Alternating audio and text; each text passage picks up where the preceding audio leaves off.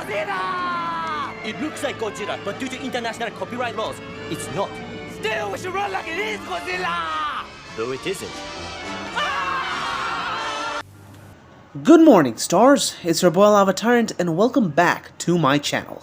The Pokemon universe has its fair share of unanswered questions. One of the most fascinating ones are those about Pokemon that potentially exist but remain unseen. More importantly, forms of pre-existing Pokemon that are alluded to. For example, Iono's Magnemites, the most recent example, or even Cyrano's Scarf of Honedge from the DLCs. Well, in this video I came up with a brand new gimmick of sorts that can help answer that question, while simultaneously clearing up a plot thread. I call it Mutant Pokemon. Thanks to this gimmick, certain Pokemon affected by mysterious Savirus virus evolve very differently, with bizarre stats and appearance. And we have already seen two mutant Pokemon in the mainline games, one being Aegislash Floette, and the other, more recently, the Blood Moon version of Ursaluna. So, in this video, I'll be making some brand new mutant evolutions to Pokemon, and stick around to the end as you too can get in on the fun, so like and subscribe, and let's jump right in. Starting off with Iono's Magnezone, aka Mutant Magnezone. This Magnezone is a pure fairy type, and that's the main reason why we don't see Iono use him, because she's an electric gym leader, as far as I know. This one has kind of the weakest concept, mainly just bringing to life the Paldean Magnezone we wanted, but it is the design that inspired this video, so I still kept it in. In theory, the two Magnemites can detach and act as sentient hair clips for Iono, and by that logic, they can also attack. Mutant Magnezone. Magneton affected by the Savirus virus are said to evolve into this fascinating variation of Magnezone. Its magnetic energy is now sensitive to fairy energy, which it condenses to use in combat. Its heads can detach. For the shiny, I made it more like the original, but also rusted to an extent. Now, obtaining one would be pretty tough, as with the others in this video, as similar to Pokerus, Savirus-inflicted Pokemon are incredibly rare, to the point of being practically considered one of a kind, which is why we don't see multiple of Eternal Flower Floette and all that. With that said, let's get into the second Paldean mutant, which is of course Mutant Aegislash, or Crimson Blade Aegislash. This one is inspired by the Scarf of Cyrano from the Indigo Disc DLC, which we all thought was a hint for a new form of Honedge, and well, since Game Freak did not deliver, I did. Mutant Aegislash loses the shield and gains a second pair of limbs and takes on the shape of a katana instead.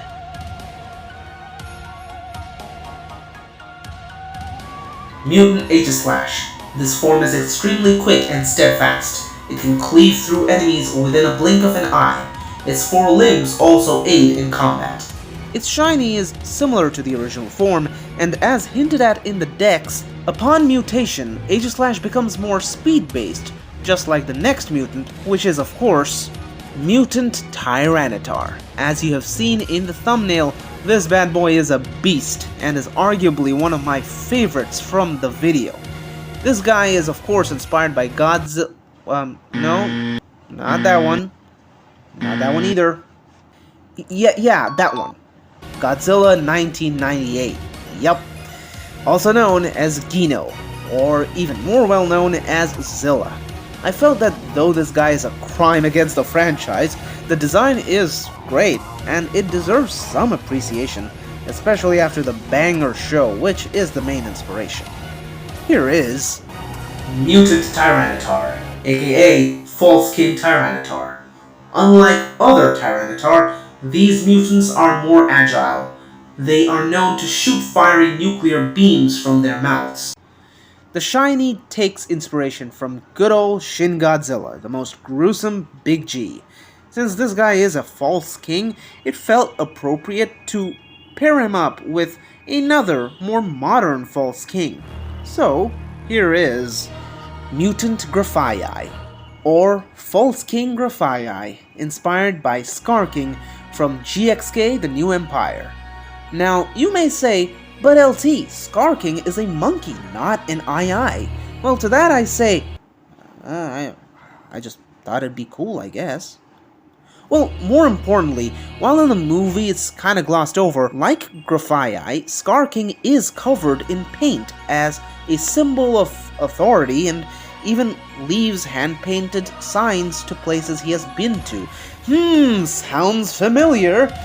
This guy's tail is also spiked and bone-like, like the weapon of choice of our fellow tyrant of Hollow Earth.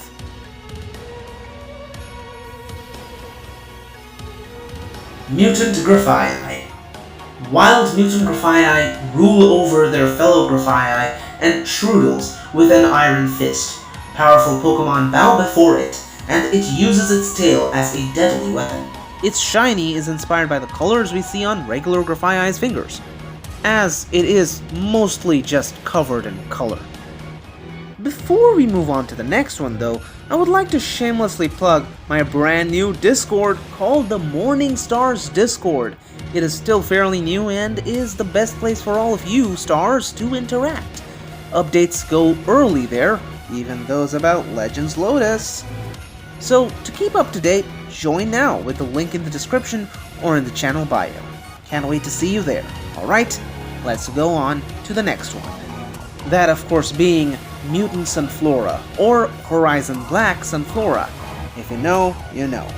The idea is courtesy of Jodam, as this guy is inspired by a black hole, hence the ghost type. Sunflora deserves some love, and this guy is probably the best bet. So, here it is.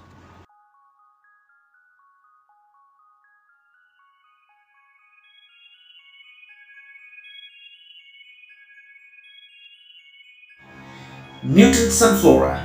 This mutant Pokemon is able to pull in the enemies into range of its barrage of powerful attacks. Its defensive force field is nearly impenetrable. Its shiny is inspired by white holes, the opposite of black holes. I guess that would be a Horizon White Sunflora. Huh? No? Oh, okay. Finally, we have a very special one, that being Mutant Sneasler, or Foul Eve Sneasler, based on the Calicanceros? Yeah, that. Now, I can't take the credit. The concept was originally Gibster's for his Vonaleo region, but was scrapped, and he was kind enough to lend it to me for this video. So, here it is.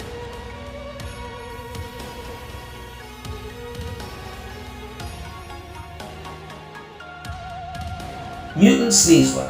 This mutant is seemingly a glutton. It uses its sharp axe-like claws to chop the hardest trees. It causes ruckus around winter when its second eye is said to be open.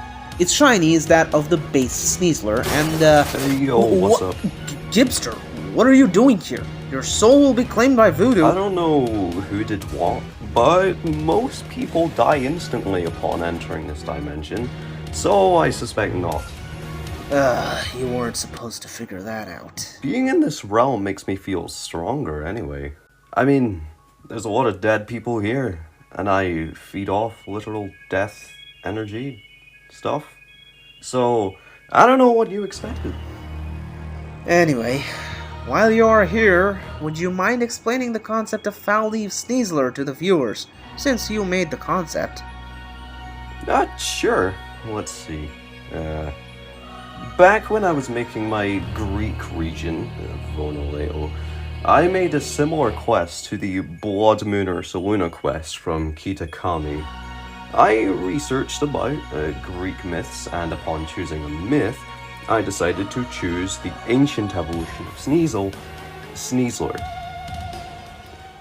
Yeah, that name really is shit. So the design is based on the Calicancerie, or the Christmas trolls, is what you could call them. Similar myths are found across different cultures, and these are troll-like monsters that live underground trying to saw down the world tree, and it takes about a year. But at the last possible second, Christmas comes around, and these trolls decide that instead of continuing to cut down the nearly destroyed world tree to plunge the world into chaos, something they would very much like to do, they instead decide they are going to be the absolute infuriating creatures that they are and try to ruin people's days for the 12 days of Christmas. All of them. So when those 12 days are over, they go back to the tree underground, only to see that because they were the complete and utter twats that they were, the tree has completely healed and they have to try again. And this happens annually. So basically, Sneasler's name and design was stupid. So I made it based on a myth about an entire half-wit species. Does that sound good? I mean, I'm not the expert here, but sure. Wonderful. I'm gonna go explore this place since I'm done. Do some sightseeing, you know? Fine, but you better not break anything. Oh, I wouldn't dream of it. And don't spend too much time here. I might have to use the Chronicle to get you out of here next time. The what? Don't worry about it. Yeah, alright, see you later. Alright, now that he's gone, let's talk about how you can make your own mutants. That's right, it's time for a brand new challenge, that being LT's Mutant Menagerie. This video should help as an introduction into how these mutants work, and so the rules for the challenge are going to be simple. Make a mutant evolution or variant for a Pokemon from the mainline games, or the Menageri region. Teeny tiny correction, any Pokemon with a pre-evolution is allowed, so it can be a middle stage Pokemon too. That's basically how Floette works, so yeah. So check out my playlist to see the candidates. The rules are as follows. Number 1, the Pokemon being mutated must be from 2 or 3 stage lines, and it must be the final stage. Rule number 2, no AI art. AI isn't real art, come on, just an imitation, and I will not allow it. Also, please don't plagiarize, make sure the artwork is your own. Rule number 3, the artwork you make must be paired with a concept description of what it is based on. A dex isn't particularly necessary, but giving one is recommended, along with a potential shiny. Rule number 4, make sure the art is intelligible and that it isn't just a concept without art. It doesn't matter if your art isn't up to the mark, as long as there is art, you have just as much chance as anyone else to be picked. Finally, have fun. This is just a fun challenge, and while some will be picked to be redesigned in my style, it's mainly just a way to see the creativity of this community. Every person will be allowed to submit 6 designs. That's right, 6. This is more than last time, and it's just a way to allow you guys to have more creative freedom and make more concepts in general. Now, how do you submit? Well, unlike the Evil Eevee extravaganza from last year, there are more ways this time. The most highly recommended form, of course, is video form on YouTube, as before, or in your community tab. As long as it's paired up with the hashtag LTsMutants, I will be able to find it. But just in case, like last time, there is some issue, make sure you tag me as well.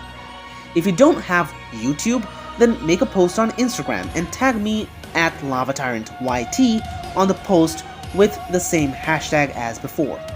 If even that isn't an option, join the Discord and post it in the Mutant Menagerie submissions channel.